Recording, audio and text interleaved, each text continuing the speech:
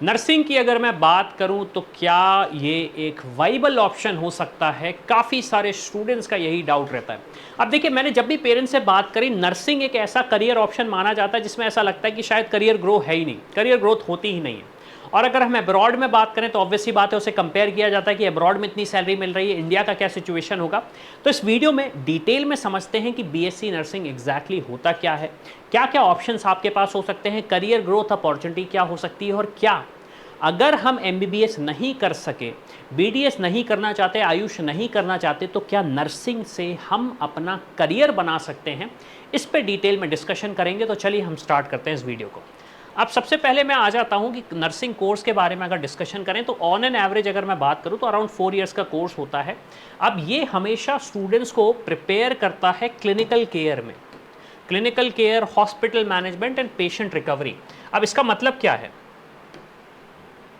इसका मतलब ये होता है कि जब डॉक्टर्स आते हैं, आप देखिए, आपको एक चीज़ ये समझनी पड़ेगी, डॉक्टर्स के पास टाइम नहीं रहता है, उन्हें मल्टीपल पेशेंट्स देखने हैं। और क्योंकि ये 1-to-1 इंडस्ट्री, मतलब एक तरीके से बात करूँ, मेडिसिन की मैं बात करूँ, आप कहीं कहीं भी जाएंगे 1-to-1 ही इंट्रैक्शन होता है, तो डॉक्टर्स के पास कम टाइम होता है। तो मैक्सिमम टाइम पे आप देखेंगे कि जो नर्सेज होती हैं वो सारी की सारी केयर करती हैं। अगर आपके कोई क्वेश्चंस होते हैं, मैक्सिमम टाइम पे होता, मैंने देखा है कुछ कुछ हॉस्पिटल्स में इवन नर्सेज रिपोर्ट भी चेक करती हैं। अब वो कितना वैलिड है नहीं है मुझे नहीं पता, लेकिन मैं सिर्फ आपको एक बता रहा हूँ कि नर्सिंग एक हेल्पिंग हैंड आ जाता है।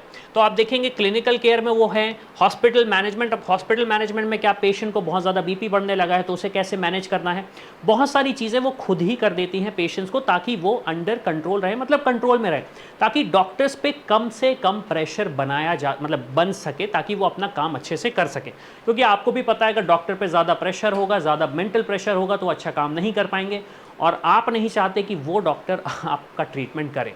इसके बाद approved by Indian nursing council की मैं बात करूं तो अगेन अप्रूवल मिल जाता है कोर्स के बाद।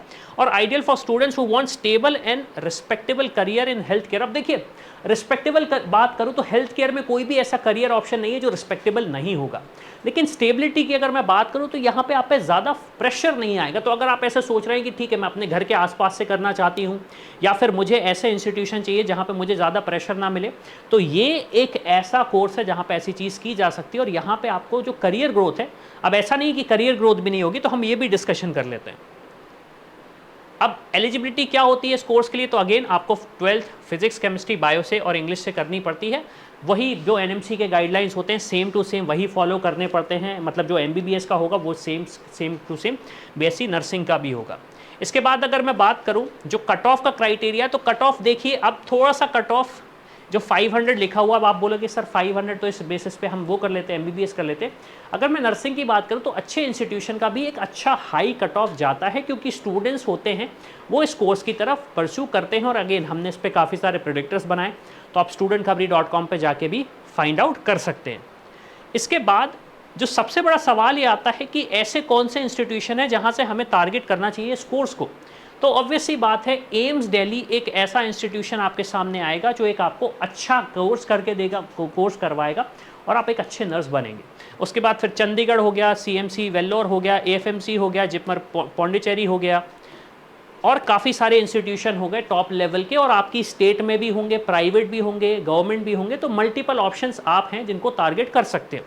इसके साथ साथ सबसे बड़ा सवाल ये आता है कि मेरी एक्सपेक्टेड सैलरी क्या होगी नर्सिंग का कोर्स करने के बाद। तो आप एक्सपेक्ट कर सकते हैं हॉस्पिटल्स में अराउंड 35,000 to 60,000, मतलब 35,000, ये एक्चुअली फिगर 60,000 है, ठीक है, ये एक फिगर आप एक्सपेक्ट कर सकते हो। प्राइवेट हॉस्पिटल में आप जाओगे तो अगेन प्राइवेट हॉस्पिटल के डिपेंड करेगा किस शहर में है, किस लोकेशन पे है, कितनी ब्रांड वैल्यू उसकी, उस हिसाब से आपकी फ़ीस होगी।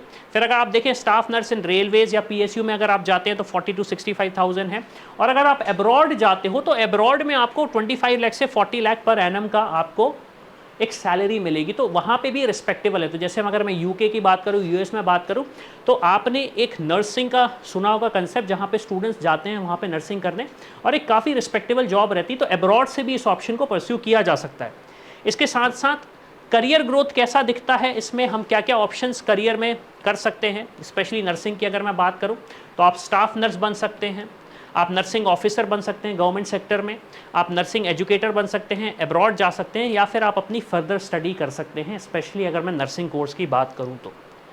तो मल्टीपल करियर ऑप्शन है, इस ऑप्शन को किसे चूज़ करना चाहिए मैं आपको बड़ा सिंपल तरीके से बता देता हूँ। उन्हें चूज़ करना चाहिए जिनके पास MBBS का ऑप्शन ऑलमोस्ट चला ही गया है, इसके साथ साथ BDS या आयुष को वो करना चाह रहे हैं लेकिन ऑप्शन उनके आसपास नहीं दिख रहा है, क्योंकि अगर स्टेबिलिटी की बात करूं तो नर्सिंग में आपको जिस तरीके की स्टेबिलिटी मिलती है वो MBBS, BDS और आयुष में स्टेबिलिटी मतलब प्रेशर आपको वैसा नर्सिंग में नहीं मिलेगा। और इसके साथ साथ अगेन अगर जैसे MBBS आपने कहा सर मैं नहीं कर सकता और MBBS अब्रॉड से करने का प्लान नहीं कर रहा, क्योंकि आपको अगर पता हो नहीं पता हो MBBS अब्रॉड से भी किया जा सकता है, तो वो ऑप्शन अगर आपने वेव ऑफ कर दिया तो फिर नर्सिंग एक ऐसा ऑप्शन है जिसको आप टारगेट कर सकते हैं।